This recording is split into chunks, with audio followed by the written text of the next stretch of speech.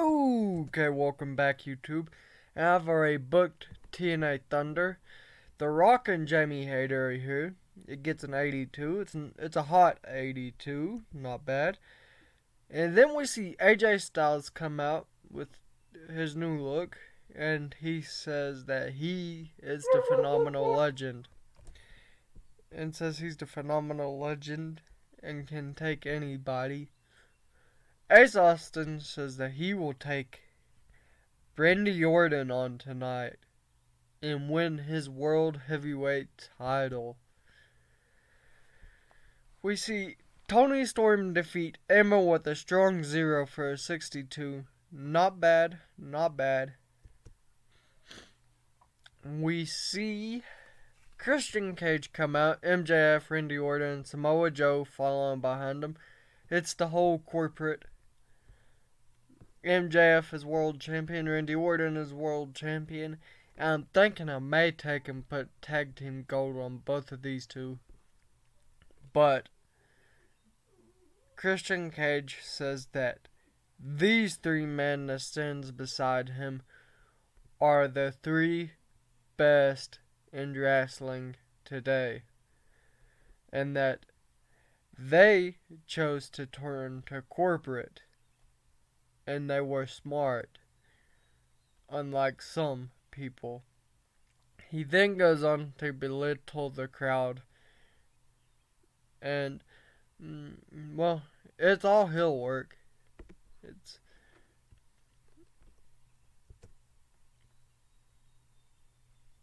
But we have a tag team match which grows these two feuds, Rey Mysterio and David Benoit and Anthony Bennett and Aaron Stevens. Now this feud grows to a whole big level. The 48, not bad. And then our main event got a 78. Randy Orton makes defense number 6.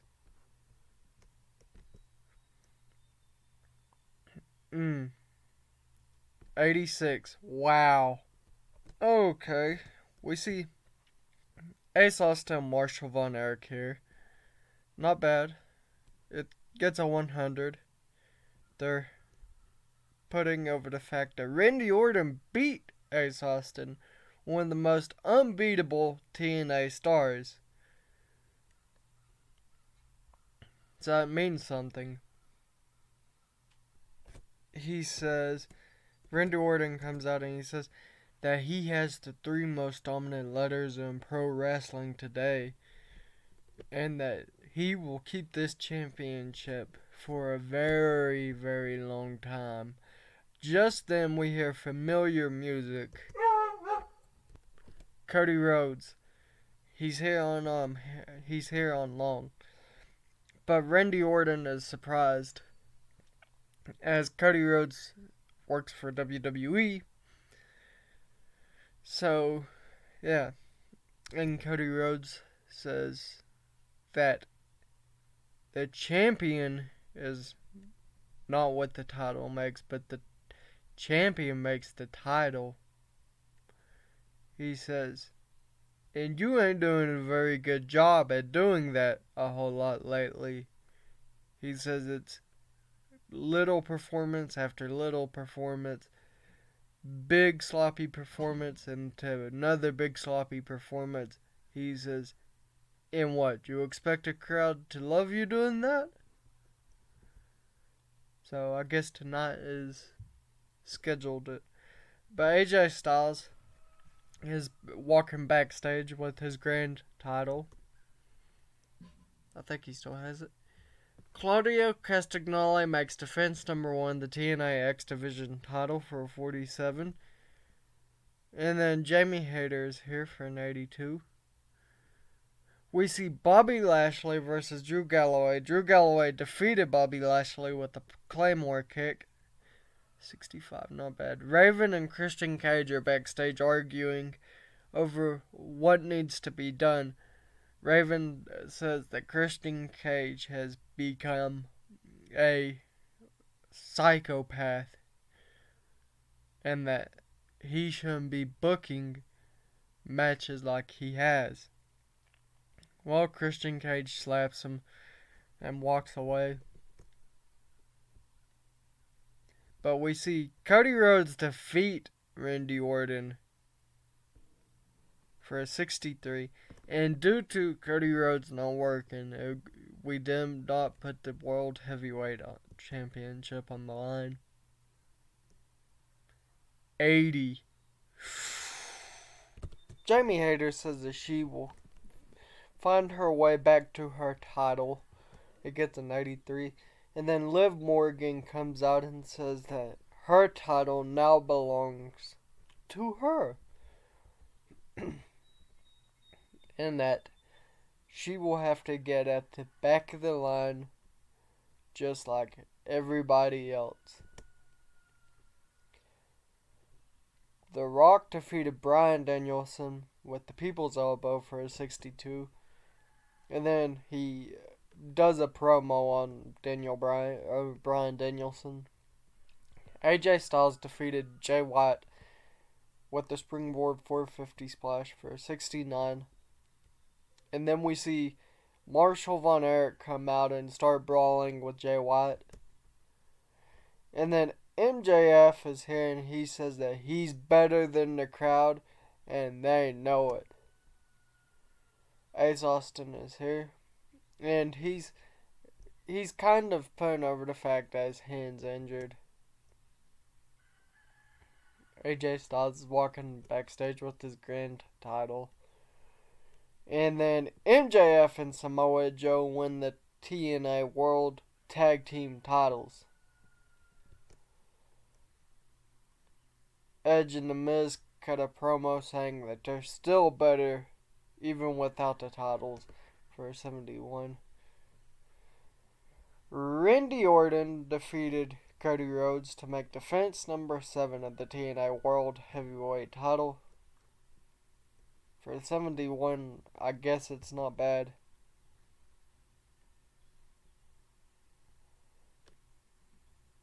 Oh, 88. I think that may have just been the biggest we've done.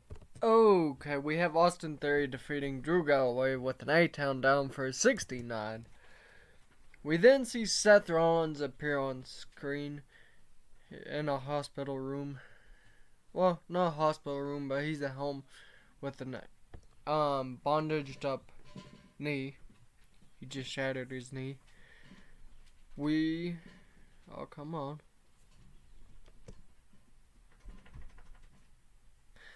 We see MJF and Randy Orton beating up Shinsuke Nakamura.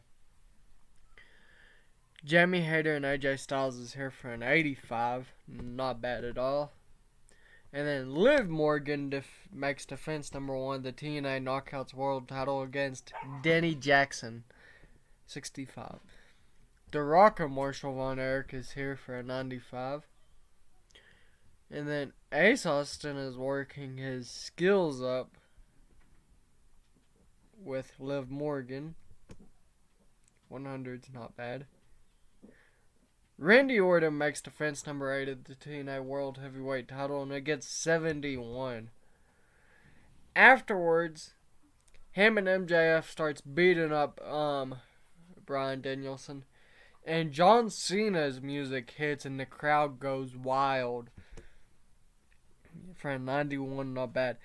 Ace Austin defeated Montez Ford to make defense number 12 for an 88. Wow.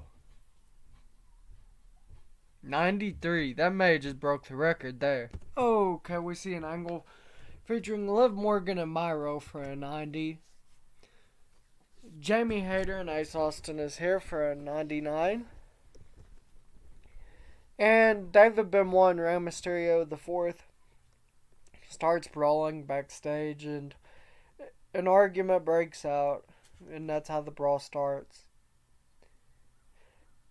Chad Gable defeated Bryce Donovan by submission with the Gable lock for a 72. Not bad, not bad. And then Randy Orton and Bryan Danielson is here. And he calls Bryan Danielson a washed up wrestler. That his peak was in 2013. we see Ace Austin defeat Cody Rhodes with an Ace's High for an 80, which is not bad. This was what made the match terrible. And the show gets an 87. We'll see what our highest one was. We see AJ Styles and Seth Rollins backstage. Seth Rollins has got that heavy bandaged ankle. I mean, not ankle, but knee for a 100. We see Ace Austin arrive to the arena for a 100 and a rematch from last Thunder. There's a rematch happening. 100, not bad. Jamie Hayter and The Rock gets a 96. Okay. MJF and Samoa Joe are here, and they say that they're corporate now and they're better than everyone, and everyone knows it. Gets a 79. We see Randy Orton defeat Chad Gable with an RKO for 71, not bad. And then the main event was Cody Rhodes beating Ace Austin in their first blood match. Cody Rhodes wins the International Heavyweight title. It will probably strip him of it because he'll be going back to WWE. But the show got an 86. Not bad at all. Okay. We see Christian Cage come out, and he comes out with Randy Orton and MJF, and they call Cena out, who did a save on Randy Orton, or not on Randy Orton, but he saved Bryan Danielson from getting beat up by Randy Orton and MJF. And so he comes out, and Christian Cage tells him he has till the upcoming premium live event to find a tag team partner, and if he does not, then it will be a handicap match.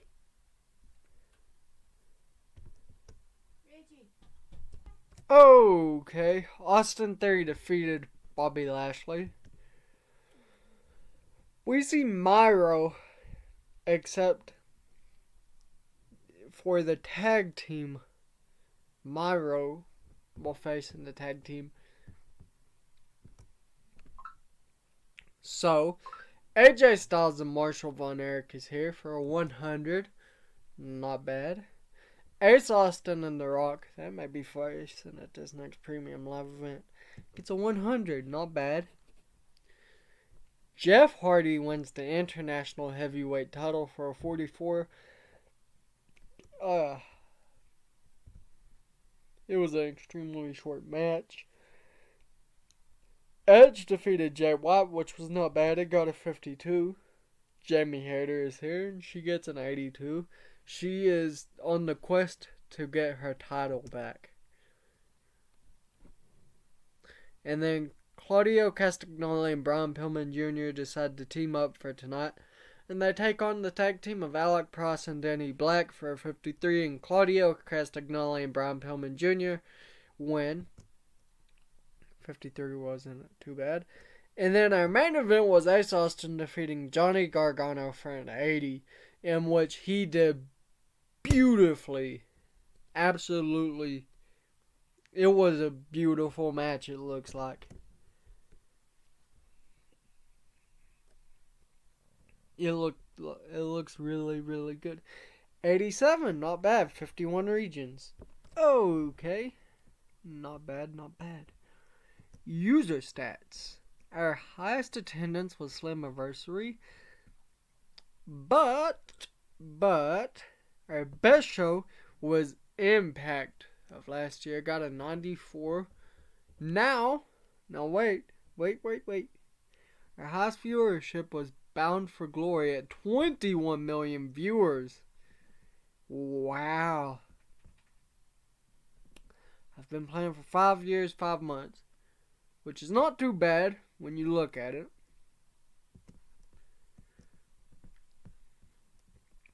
Let's see. Yes. Yes, I sent him down and he's doing pretty good, it looks like. Oh, not bad. I sent him down there too. We've got to check out that little company. So back in the day, TNA, when they first had to rebrand, when they first rebranded, they went to a company, they changed themselves to GFW, or Global Force Wrestling. And they didn't get the viewer ratings that they did with TNA. So they abandoned it and went to Impact. They changed it to Impact like pretty quickly, like within 3 months. And so after that, they gained popularity the best way that they could. And so we sent Shinsuke Nakamura down there because he's retired and he's about to leave the company. He might be able to be like a commentator. But we've got people that like we didn't use, like Shera and Sam Shaw, Ryan Nemeth, Rampage Brown. We really didn't use Paige Van Zant, so we sent her down there too.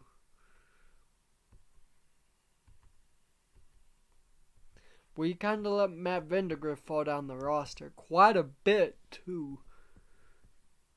He went from being a decorated digital media champion to this. And I mean, it's not that these people are bad or anything, it's just when you have as many people as we have on the show, you kind of take and, for example, there's a lot of people we should clear out. Like, for example, people we don't use, like, we'll put, like,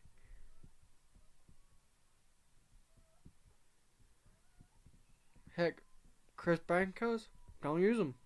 But we can send him to GFW because he's a referee. He might be good there. But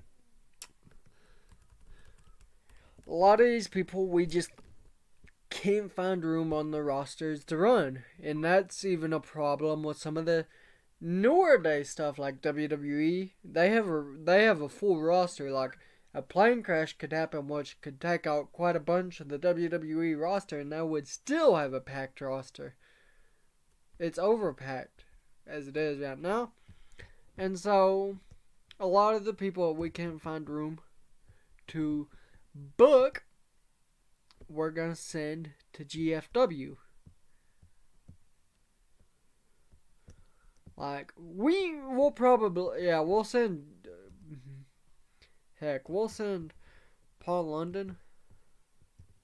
He didn't retire in this database as fast as he did in the Ring of Honor one.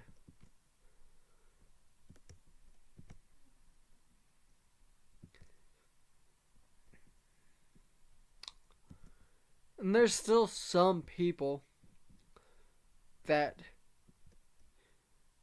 we may never, by the end of this series, get to push. Like, this trio, we haven't even been able to push them. Because there's too much room. Like, there's too many people in the room, on the roster. So, I don't even understand how it could be a hugely important part of TNA. They haven't done nothing. So, I mean, some of these people I could push though. Like, for example, I could definitely push Shelton Benjamin. In fact, I may let him and Marshall Von Erich feud over the X Division title. It would kind of be a callback because A long time ago, for the people who didn't watch last year, and this in real life last year, we had him and Marshall Von Erich feud over the X Division title. Now, I think it led to Marshall Von Erich becoming a 3-time X Division champion. 2-time. But these 2 times right here led to these 4 championship reigns, 5 championship reigns, in this grand championship reign. And here's the thing. Before I brought Ross here, I was going to just have a tag team of Ace Austin and Marshall Von Erich and let them be baby faces. And I mean, Marshall is already a baby face. So he may turn on the Ace Club, I don't know. Or I may turn the Ace Club face. Or something. But I take a lot of my inspiration for the Ace Club from Evolution. Like, for example, and when I say that I take a lot of inspiration from Evolution, this is what I mean right here. I'll show you. Triple H would be Ace Austin. Batista would be Ric Flair. Marshall and Ross would be Randy Orton and Batista. And Lacey Von Erich, she just got put on here because she was a part of the Von Erich family. It's more turning into the Von Erich legacy. That's kind of what it's turning into. Originally, the plan was we was gonna have Ace Austin, Marshall Von Erich, Ross Von Erich, Batista, and let's see, who was it that left the company? Murphy. What is he doing? Just so I know. Because if he's not exclusively written contract, we could still make that happen. I feel.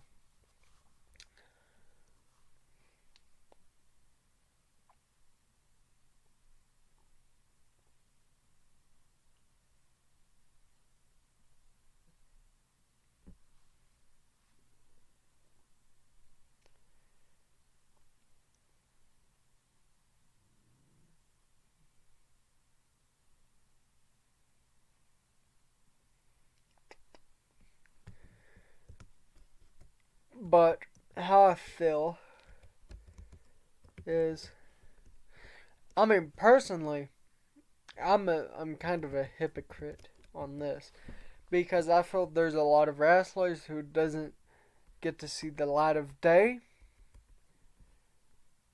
and that, for example, companies might not push.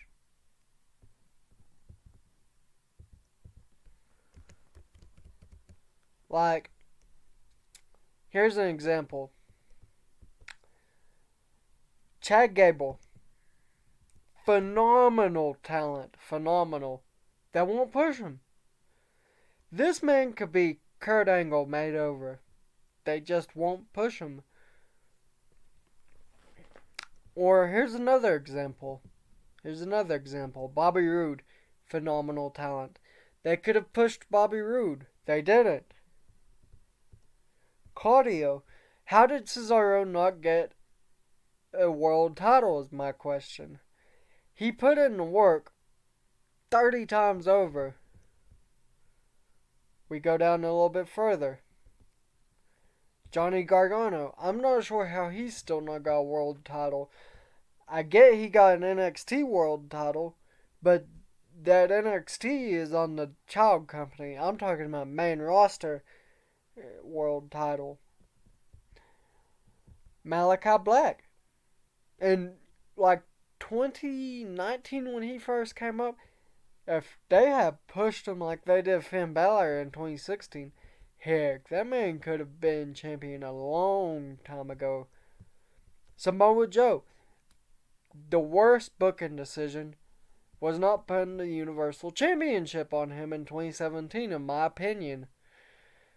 In my opinion, the Universal title should have seen Samoa Joe just as much as it's seen Brock Lesnar, Bray Wyatt, Seth Rollins, even the Goldberg reigns on the Universal title. We could give them to Samoa Joe, or even Sami Zayn, or my personal opinion, The Miz. The Miz is one of my favorite go-to wrestlers for anything because he can whoop anybody on the mic. He can make you hate him like no tomorrow and love him. And he puts over talent like no other. Another person like that is Dolph Ziggler. Dolph Ziggler could have been... How Dolph Ziggler didn't get all the world titles, I'm not sure, because he was literal HBK made over. Walter, I don't know how he's not got a world title yet. And he just came off of the Intercontinental title 2 months ago, I want to say. No, 1 month. Almost 2 months. Xavier Woods is he's not been like pushed single wise. Yeah, see? The only thing outside of the tag team championships that he's won was the King of the Ring.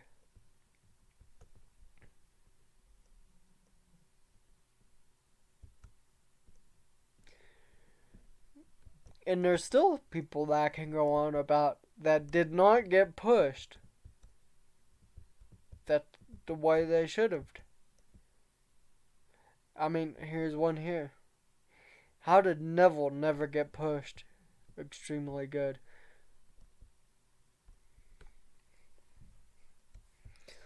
And a long time ago, last year in real life, I had Pac hired to us, and he was in his 60s popularity. I did not pull the trigger on Pac because I felt Jon Moxley was a better pick for the championship. And as soon as I dropped the world championship to Edge, see, he held it from January to October. Edge held it from October to January. The second I dropped it off of Jon Moxley on the Edge, Jon Moxley was ready to leave the company. And there's still time that I feel like there's people in this series that I just can't push the best of that I feel like I could. Like, I'm really trying to get Alex Crowley on the main event scene. AJ Styles, I wanted to book him a world title, but the Ace thing came really into it.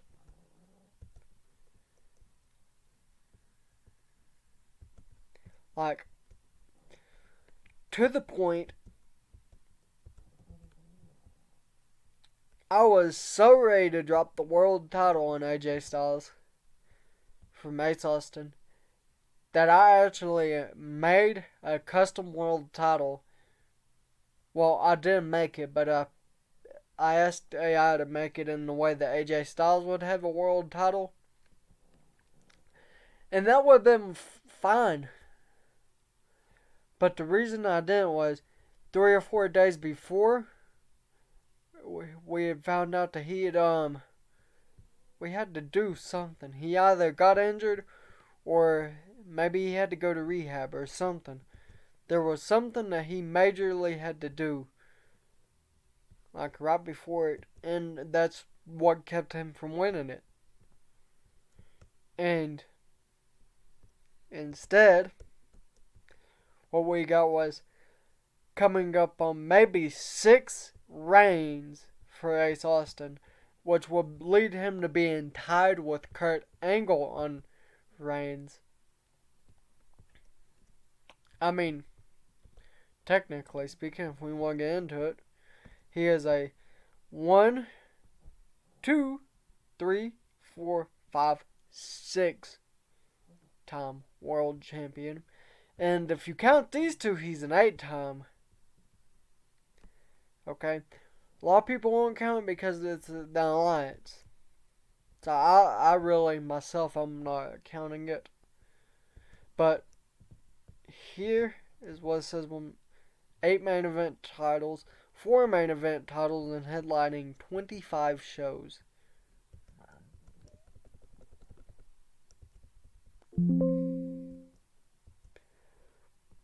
So,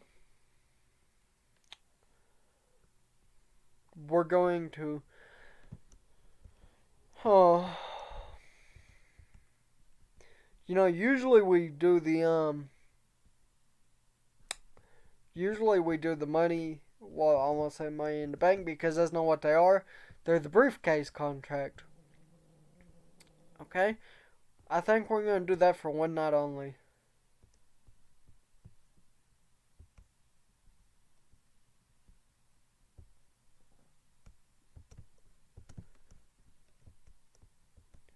Okay. See you then. Okay, we start the show off with Marshall Von Erich wishing AJ Styles luck. And then we see, for a starter, Athena defeated Denny Luna with an O face at 58. That is a phenomenal first match, I won't lie. Our second match is the briefcase match, and The Miz wins it. Meaning The Miz can and probably will cash in at any given time. 58 is not bad. The Deadly Rose versus the Divas of TNA. Camille pinned Jenny Rose with a spear. The Divas of TNA win the TNA Knockout Tag Team titles for 55. Not bad.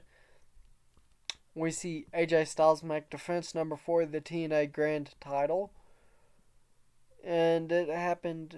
No, it wasn't an ambulance match. The next one is, I think. Dustin Waller defeated Josh Woods by submission for 53. Not bad.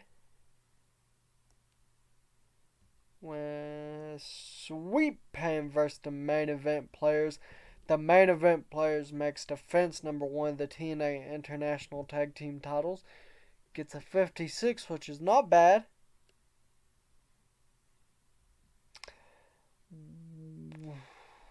Okay. Claudio makes defense number 2 of the TNA X Division title in an ambulance match. Not bad.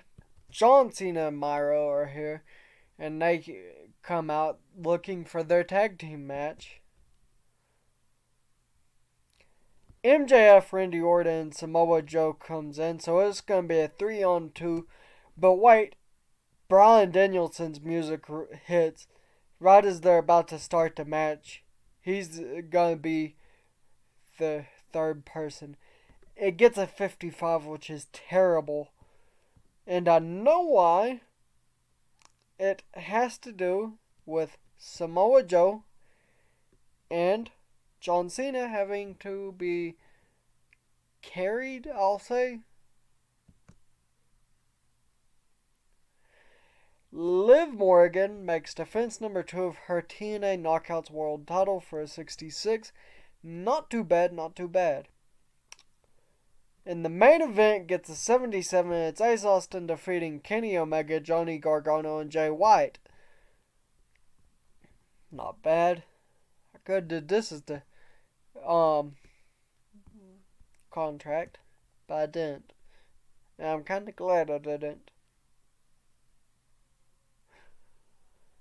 79, which is not bad. 3 regions.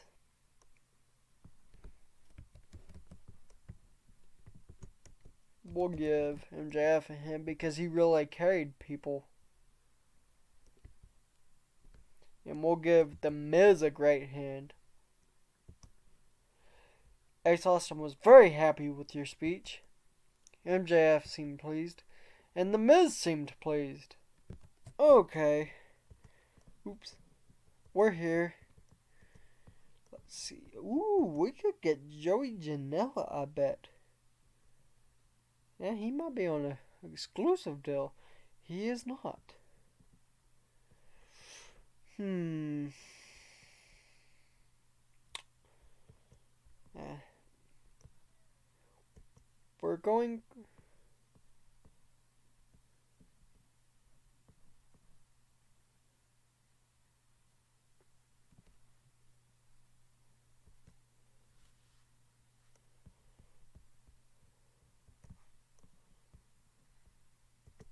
What did I complete? Ooh.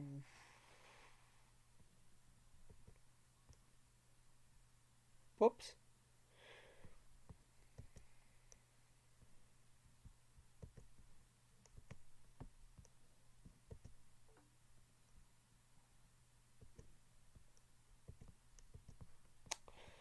Huh. It's interesting. Let me look at more pay-per-views.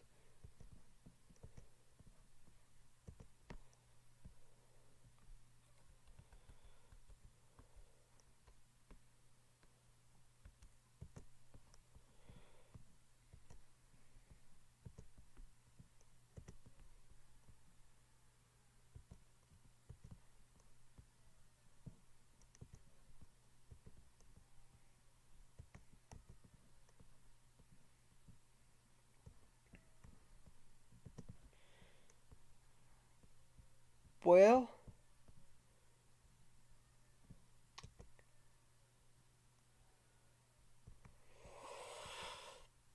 I mean, heck.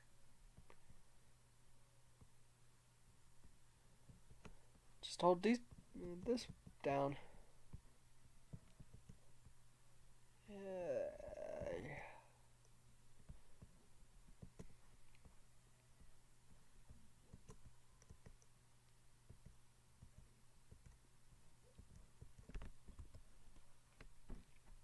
So here's the thing. I didn't know that this was Spike. This is Spike right here, actually.